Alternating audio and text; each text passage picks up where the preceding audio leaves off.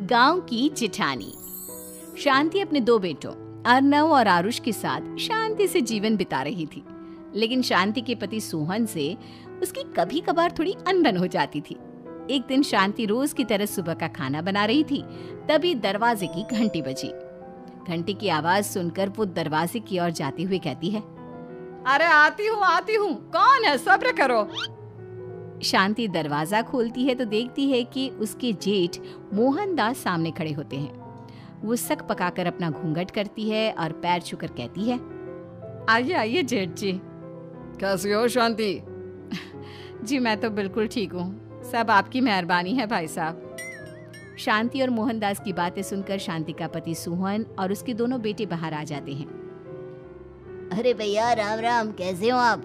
राम राम भाई। अरे शांति ऐसे खड़ी खड़ी क्या देख रही हो? चाय कॉफी कुछ लेकर आओ, भैया आए हैं। शांति तेजी से रसोई की ओर आगे बढ़ती हुए कहती है, अरे मेरी माँ, गेट खोलने के चक्कर में मेरे तो चावल ही जल गए।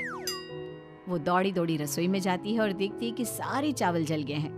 वो दोबारा चावल बनाने में लग जाती है। इतने में सोहन आवाज लगाता है, अरे शांति, तुम्हारे चावल का रोना खत्म हो गया हो तो चाय ले आओ।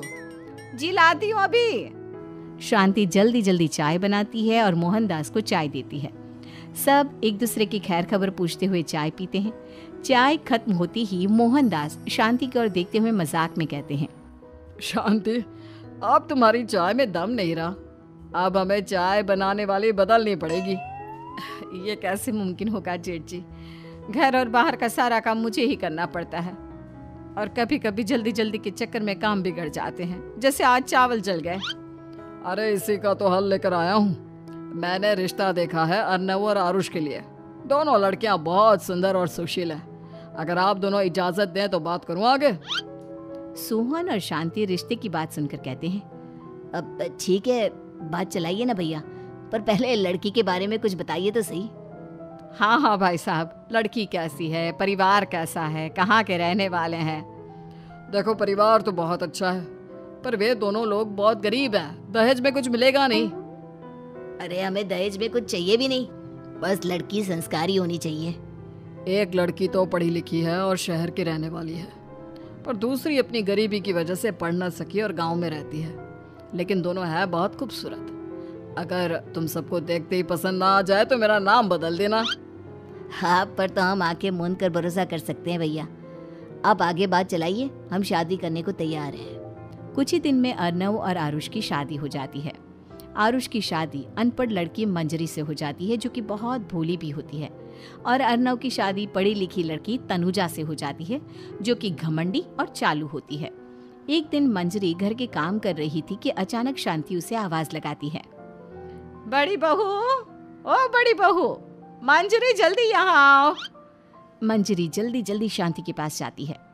बेटा मेरे पैर दबा दे, बहुत दर्द हो रहा है। जी माँ जी, बस बर्तन धोकर आती हूँ।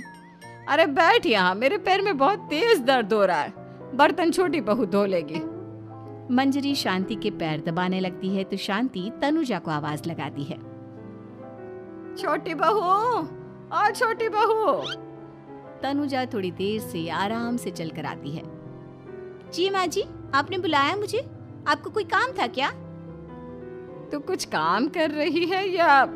शांति की बात काटते हुए तनुजा बोलती है, कुछ नहीं माँ, फोन पर अपने घर पर बात कर रही थी। अरे बाद में बात करियो अपने घर वालों से, पहले जाके बर्तन धो ले। तनुजा मुंह बनाते हुए अपनी जिठानी की ओर देखती है और मन ही मन कहती है, ये महारानी वहाँ बैठी है, ये नहीं कि बर्तन धो ले। मैंने इतनी पढ़ाई बर्तन धोने के लिए की थी क्या? तनुजा दांत पीसकर वहां से चली जाती है।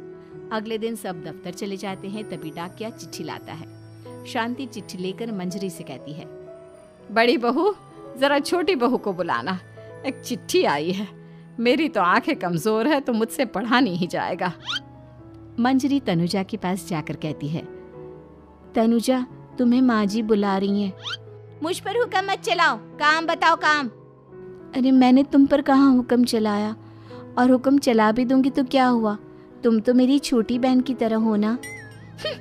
तुम जैसी अनपढ़, जाहिल और गांव की गवार मेरी बहन नहीं हो सकती। बेचारी मंजरी तनुजा की बात सुनकर अपना सा मुंह लेकर रह गई। कोई चिट्ठी आई है, माँ जी तुमसे पढ़वाना चाहती है, बस इसलिए बुला रही हैं। मुंह टेढ़ा करके तनुजा मंजरी का मजाक बनाती हुए कहती है, अनपढ़ कहीं की। तनुजा का ऐसा बर्ताव देखकर बड़ी बहू बहुत दुखी होती है। तनुजा को अपनी पढ़ाई का घमंड इतना हो गया कि अब वो घर के कोई काम नहीं करती और अपनी जेठानी का मजाक बनाती रहती। तनुजा का ये बर्ताव अब उसकी सास को भी नजर आने लगा था। एक दिन शांति ने अपनी बड़ी बहू से कहा, मंजरी, तनुजा हर समय तुम्हारा मजाक उड़ाती है, तुम्हें गुस्सा नहीं आता क्या? आता तो है माँ जी, लेकिन मैं क्या करूं? जब भी उसे कुछ बोलती हूँ वो और भी जली कटी बातें मुझे सुनाकर चली जाती है। मैं उसे अपनी छोटी बहन की तरह प्यार करती हूँ, लेकिन उसके दिल में मेरे लिए कोई इज्जत नहीं। बहू, तूने वो कहावत सुनी है, जुल्म करने वाले से ज्यादा जुल्म सहने वाला अपराधी होता है। मंजरी अपनी सास का इशारा समझ जाती है। वो अपनी देवरानी को सबक सिखाने की ठान लेती है और एक दिन शांति अपनी दोनों बहुओं के साथ बैठी थी तो शांति अपनी बड़ी बहू से पूछती है, अरे बहू, शाम होने को है, कुछ सोचा है क्या बनेगा खाने में? माँ जी, मेरे तो सर में बहुत दर्द है आज। मेरी प्यारी देवरानी ही कुछ अंग्रेजी खाना बनाकर खिलाएगी। सुना है पढ़े लिखे लोग अंग्रेजी खाना बहुत अच्छा बनाते हैं, क्यों तनुजा? इतना कहकर मंजरी अपनी सास की ओर देखकर मुस्कुरा दी। तनुजा अपनी तारीफ सुनकर बहुत खुश हो गई। इतने में शांति कहती है, यह तो सच बात है छोटी बहू, ये तो मैंने भी सुना है। हम भी पक गए हैं बड़ी बहू के हाथ का खाना खा खा कर। तनुजा, तुम्हारी माँ भी तो तुम्हारे खाने की बहुत तारीफ करती हैं। आज हमें भी खिला दो कुछ अच्छा सा बनाकर।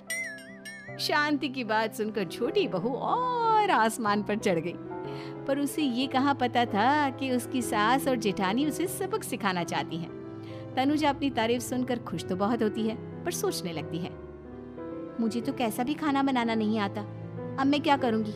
अगर मैंने इनको सच बता दिया तो मेरी सारी इज्जत मिट्टी में मिल जाएगी। अरे छोटी बहू, क्या सोच रही हो? खिलाओगी ना अपने हाथ का अंग्रेजी खाना? छोटी बहू हाँ में सर हिला देती है। अचानक से उसके दिमाग में एक आइडिया आता है। मैं इंटरनेट से देखकर कुछ बना लेती हूँ, मेरी वाहवाही पूरे घर में हो जाएगी। मुझे कौन सा रोज रोज बनाना है। माँ जी, आज आप सबको ऐसा खाना खिलाऊंगी, ऐसा खाना खिलाऊंगी कि। इतने में शांति छोटी बहू की टांग खींचते हुए कहती है कि पता नहीं कैसा खाना खिलाओगी। ए ऊपर वाले, हमारी रक्षा करना। इतना बोलकर शांति और मंजरी दोनों जोर जोर से हंसने लगते हैं। अब तनुजा रसोई घर में चली जाती है और खाने की तैयारी करने लगती है, पर उसे रसोई घर की चीजों के बारे में तो कुछ नहीं पता। जैसे तैसे सारी चीजें निकालती है और इंटरनेट पर देखकर खाना बनाती है। कुछ ही देर में सब लोग घर आ जाते हैं। अरे सुनते हो, आज का खाना हमारी छोटी बहू बना रही है। अरे वाह, आज तो फिर कुछ अंग्रेजी खाना खाने को मिलेगा। कुछ ही देर में खाना बन जाता है तो छोटी बहू सबका खाना लगा देती है। इतने में बड़ी बहू कहती है, क्या बात है देवरानी जी, आज तो बहुत अच्छी खुशबू आ रही है। ये बात तो सही कही बड़ी बहू तूने, खुशबू तो अच्छी है। ऐसी खुशबू तो मेरे खाने में भी नहीं आती। सब मिलकर छोटी बहू की बहुत तारीफ करते हैं और छोटी बहू 7वें आसमान पर बैठ जाती है। अब सभी खाना खाते हैं। जल्दी जल्दी दो, अब तो मुंह में पानी आ रहा है। हाँ हाँ, मुझसे भी नहीं रुका जा रहा। जैसे ही सोहन एक निवाला खाता है तो उसकी आंखों से पानी आने लगता है। ये देखकर शांति सोहन से पूछती है, क्या हुआ जी, खाना इतना अच्छा बना है कि आंखों से पानी आ गया? सोहन चुप रहता है और धीरे धीरे से खाना शुरू कर देता है। इतने में सोहन छोटी बहू से कहता है, बेटी तुम भी तो खाओ, तुम क्यों रुकी हो? खाना सच में बहुत अच्छा है। ये कहकर सोहन जोर से हंस देता है। फिर सब खाना खाने लगते हैं, लेकिन खाने में नमक और मिर्च तेज हो गई थी।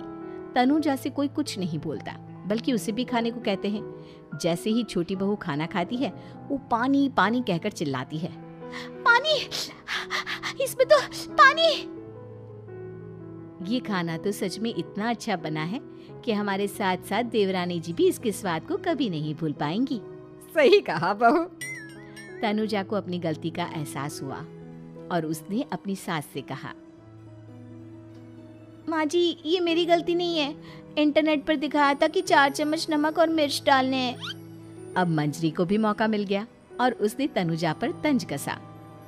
नाच न जाने आंगन टेढ़ा, हर जगह अपनी पढ़ाई दिखाती हो, दूसरों का मजाक उड़ाती हो। अब पता चला ना, हर चीज़ में पढ़ाई काम नहीं आती।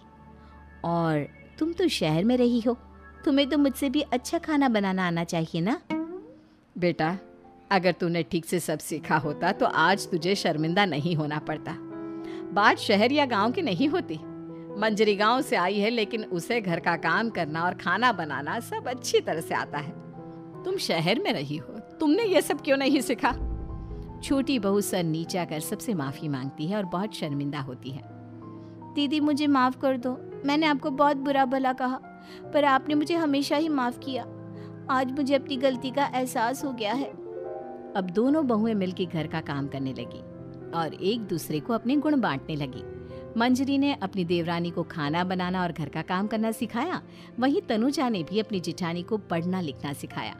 शांति और सोहन ऐसी बहुएं पाकर बहुत खुश थे। Kindly channel cartoon Toons city को सब्सक्राइब, लाइक, शेयर करें।